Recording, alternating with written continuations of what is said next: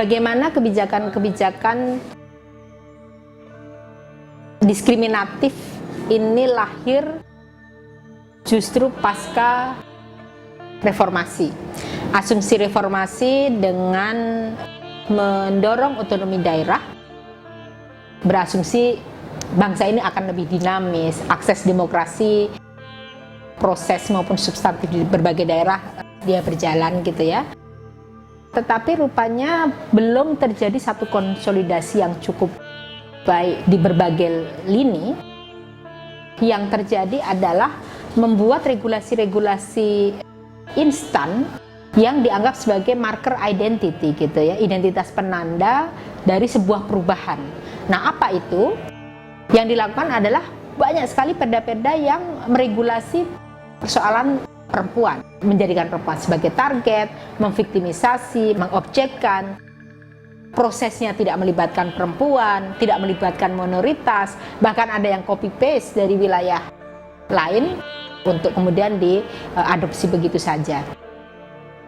Paling banyak perda-perda atau kebijakan tersebut, kalau dulu tahun 2009 hanya 154, tidak sampai dalam waktu kurun 2 tahun itu sudah ada 282 kebijakan-kebijakan diskriminatif. Artinya karena tidak ada mekanisme untuk menghentikan, menyetop dan lain sebagainya, prosesnya sendiri masih belum diantisipasi, sehingga hampir 2 kali lipat yang ada.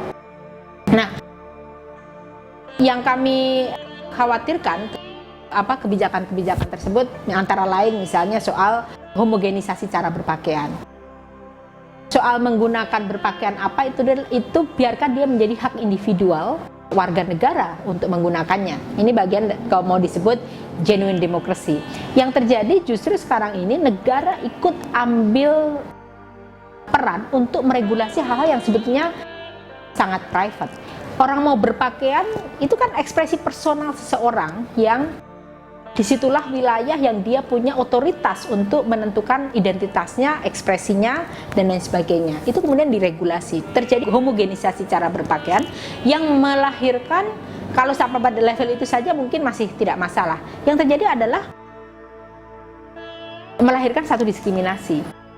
Dalam praktek-prakteknya misalnya di satu wilayah, seorang pegawai negeri yang tidak menggunakan pakaian yang diinginkan oleh perda tersebut, dia kemudian sulit naik jabatan atau dia dipermalukan di depan umum. Atau kita lihat di satu wilayah misalnya seperti di Aceh gitu ya, orang menggunakan celana panjang dan lain sebagainya, di gunting. Intinya ada proses punishment di depan, mempermalukan di depan publik. Lalu tadi itu perda-perda yang juga meregulasi soal prostitusi. Harusnya yang dilakukan adalah menyelesaikan soal pemiskinan itu sendiri, tapi di sejumlah wilayah di pantai utara, di Jawa misalnya, karena wilayah tersebut terkenal dengan dulu sebagai kantong prostitut, yang dilakukan bukan menyediakan lapangan kerja, tapi membuat perda-perda yang mengejar-ngejar mereka gitu. Ini adalah bentuk dari purifikasi image sebuah wilayah tersebut untuk membangun pencitraan gitu ya. Ini yang kita khawatirkan, dan yang lebih menyedihkan lagi, perempuan seperti kehilangan ranah aman di berbagai level. Itu yang sebetulnya sesuatu yang berharga telah diambil dari otoritas perempuan.